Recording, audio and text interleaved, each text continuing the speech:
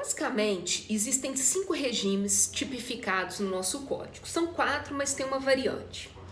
O primeiro regime é da comunhão parcial de bens. E aqui eu não estou trazendo questões sucessórias, tá bom? Esquece, não vou adentrar em questões sucessórias. O primeiro regime da comunhão parcial, inclusive é o regime supletório eletivo, se as partes não fizerem um pacto antinupcial, qual que seria o regime? Comunhão parcial de bens.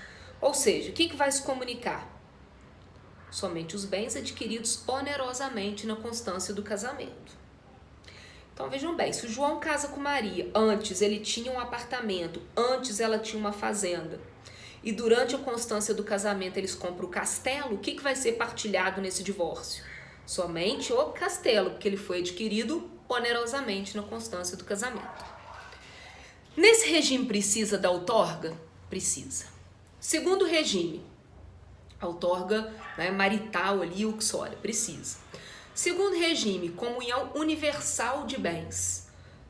Comunicam-se os bens particulares e comuns. Então, olha só, se o João casa com a Maria pela comunhão universal, o que era dele passa a ser deles, o que era dela passa a ser deles, o que eles adquirem na constância do casamento a título gratuito ou oneroso é deles. Então, se divorcia, metade para um, metade para outro. É necessária a outorga nesse regime? Sim, a outorga do 1647 é necessária.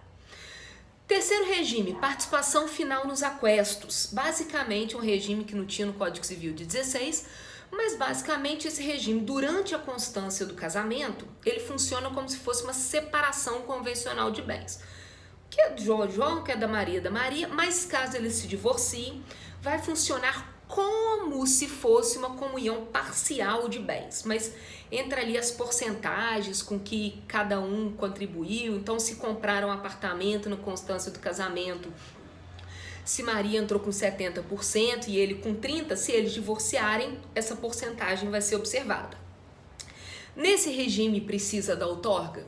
Precisa, salvo engano, artigo 1656, que fala, salvo pacto antinupcial afastando essa necessidade de outorga, mas a princípio precisaria, salvo afastamento por meio de pacto antinupcial.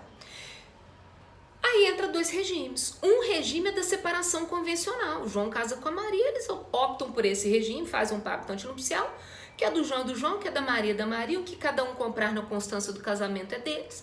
Se eles divorciarem, cada um fica com o que é seu e nada se comunica.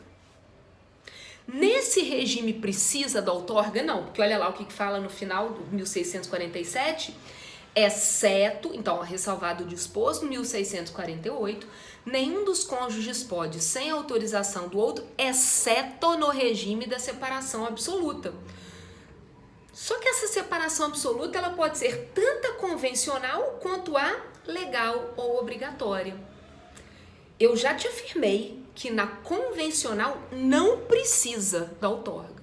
Vamos ver no próximo vídeo a grande discussão, né, da doutrina da jurisprudência a respeito do regime da separação legal ou obrigatória, se seria necessária essa outorga. Vamos lá para o próximo.